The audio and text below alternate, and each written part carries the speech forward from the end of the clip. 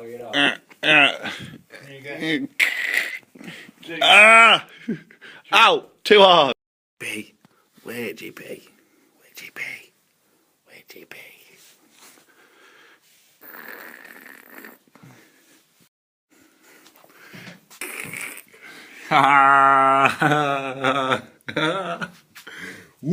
So today I've got an appointment at my doctor's. Check this, I rung up at 9:30 and I've got an appointment at 11:30. That's the power of being a diabetic. So I'm going to go and speak to my doctor about an insulin pump. So as diabetics, type 1s, we've got two options. Pens, which I'm currently on, I've been on for the last 9 years, or an insulin pump. So the difference being, pens obviously you're injecting yourself, and insulin pump's on a little cannula and it stays in your skin.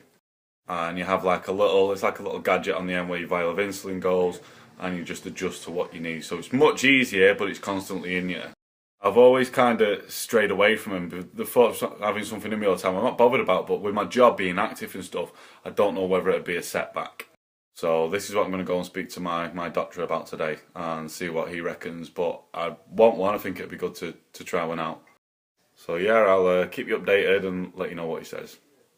Not only do I track my workouts, my calories in and calories out, I also track my blood sugar levels as well. So as you can see from this, orange is below target, so that'll be me having a hypo, low blood sugar. Green's target range and yellow's above target, so there's still a fair amount above target.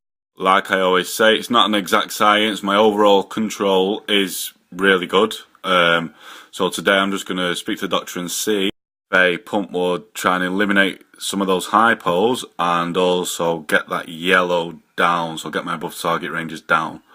Suppose you could say that's why I'm so bang on with like tracking food and so into it and stuff, because as diabetics, the more we track, the better control, the healthier we are.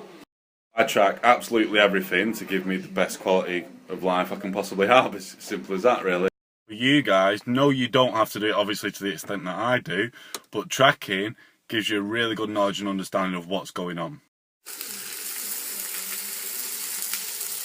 So I went to see my doctor about this pump.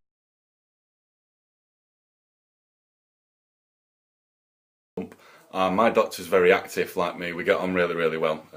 He's like a sort of specialist with type 1 diabetes. Unfortunately, there's a woman above him, well not unfortunately, but there's a woman above him that kind of, her word counts sort of thing in these sort of situations. He's written a letter to her explaining my situation and she'll contact me in 3 or 4 weeks to speak about different treatment therapies, so, and see what she thinks. If she thinks a pump's the best way forward, then buzzing. The reason being, in our country, in the UK, these insulin pumps cost between £2,500 to £3,000, so they're very selective on the criteria of who they give them to. Whereas in America or Canada, somewhere like that, when you're diagnosed with type 1, they'll give you a pump pretty much straight away. So, but my doctor said he was behind me 100%, and I said to him, what's your personal opinion on insulin pumps? And he said if he was a type 1, he'd definitely have a pump. So, good enough for me. So pretty much it's just a waiting game now to speak to this woman till she contacts me and go from there. And now I'm going to go to bed for an hour.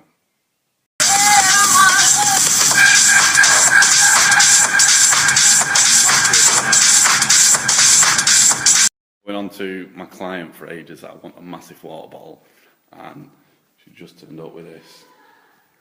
How nice is that? Yes!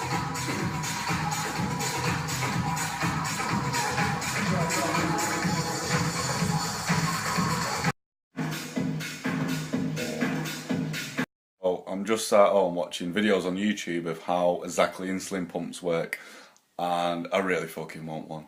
It probably won't mean much to you guys, obviously because you're not type 1s, but basically when I inject there's a few things we've got to take into account. So test my blood sugar, the amount of carbs I'm having, the amount of insulin I'm going to put in, if my blood sugar's high, if I'm going to put a correction dose in, and when my last insulin injection was, because it stays in your system 2 to 3 hours, so if I had an injection an hour and a half ago and I put more in, I'm going to go low.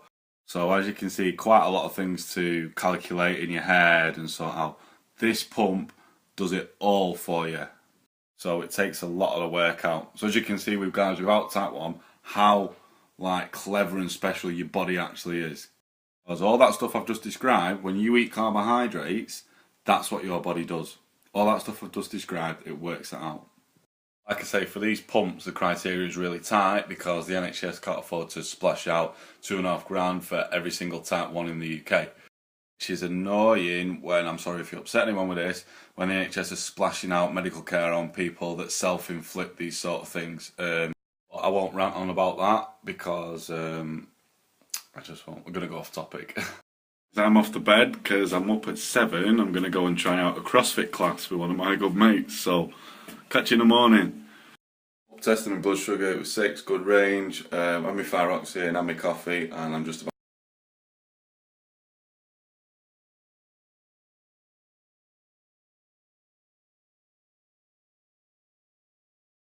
about to make my way to this CrossFit gym.